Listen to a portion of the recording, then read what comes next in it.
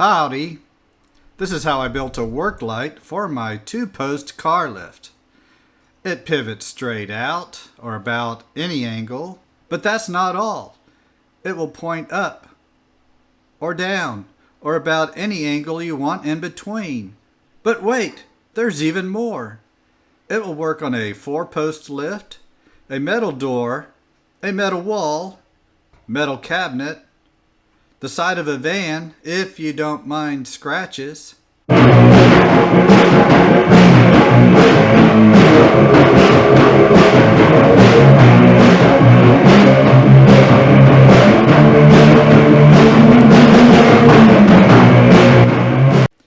I'll show you the process of trial and errors, possible failures that led to this successful tool.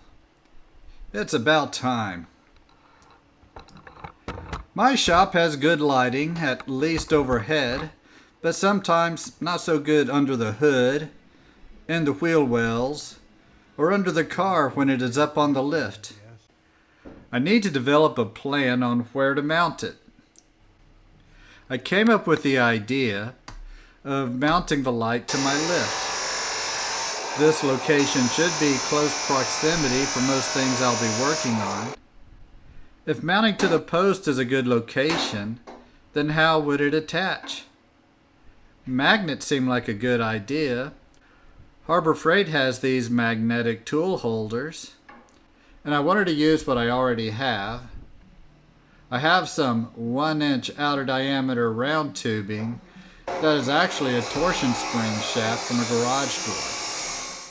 I had some 1 1/4 square tubing I have from salvaging scrap, and the round tube fits snugly inside it. I started with the foundation, which will be the magnetic base. I made it from some 2-inch by 2-inch angle, maybe 3/16 thick, cut about 18 inches long to match the magnetic strips. I have some 1/2-inch solid rod left over from my socket holder video. I lined up the pieces so I could drill 2 1/2-inch holes straight through. The rods would go inside the holes to help ensure the base stays aligned when welded.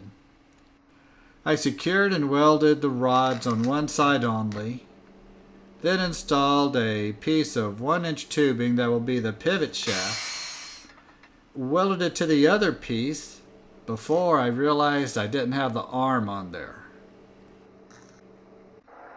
Failure 1.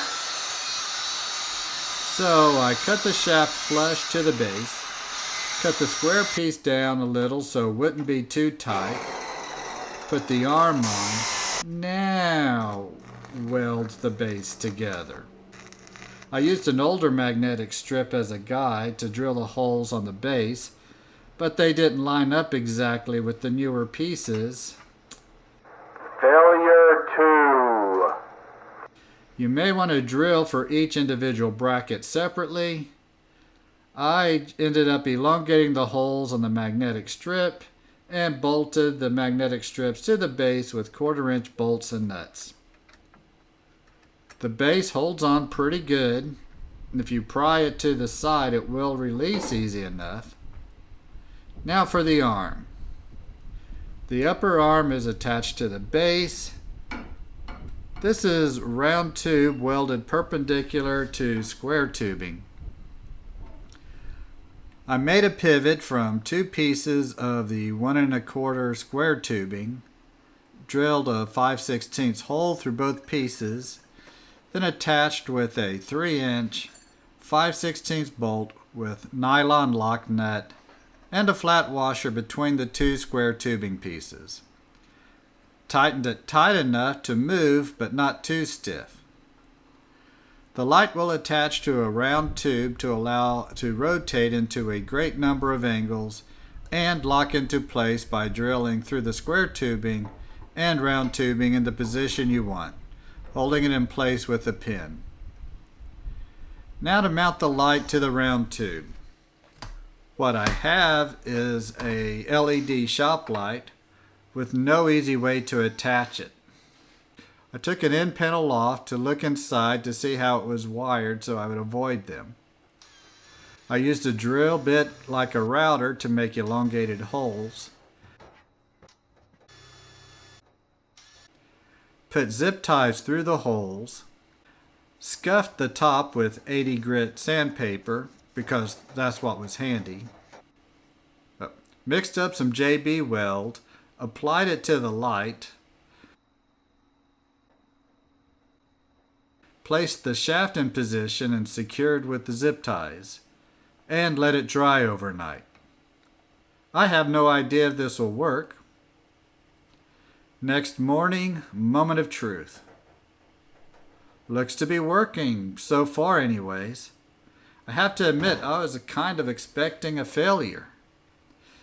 Failure avoided.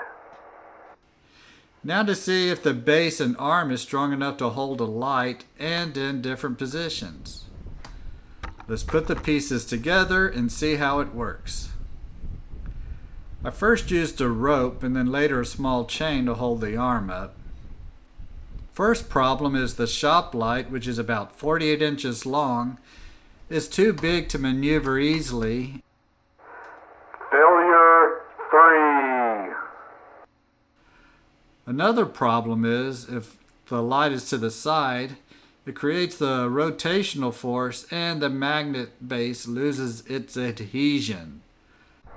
Failure 4. If light is straight out from the base, it stays in place, so that is promising. So I think I need a smaller light, hopefully lighter. Found one on Amazon for about $20 and ordered it. The light is lighter and shorter and brighter. I am modifying the arm a little, making it shorter to take up less room to swing around and less force against the magnetic base so it will be more secure. The disadvantage is it will have less reach. I need to mount this light preferably to a round tube again. Came with these brackets to surface mount, but that's not going to attach to a round tube. I drilled a 1-inch hole in one bracket, rounded off the mounting flange to be less in the way.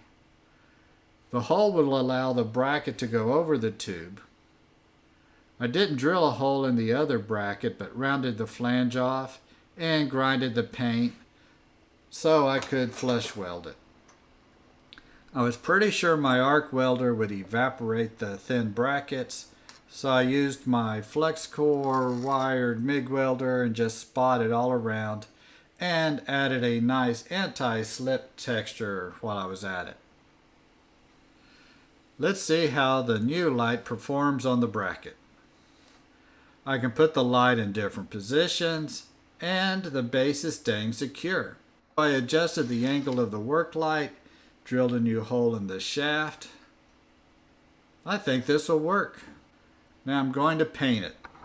This will make it more appealing and professional looking, right?